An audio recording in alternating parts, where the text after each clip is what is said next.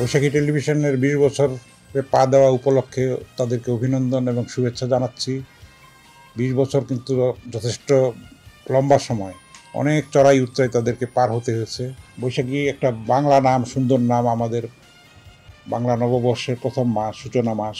সুতরাং এটার জন্যে একটা আলাদা তাৎপর্য আছে। বৈশাখী টেলিভিশন শুনলেই আমাদের চোখে ভেসে ওঠে যে সেরকম সেই মেলা, তারপরে বাঙালির যে ঐতিহ্য, ফসলের যেই সমৃদ্ধি, সেগুলি সব কিছু একটা ছবি, সুন্দর ছবি আমাদের চোখের সামনে ভেসে ওঠে।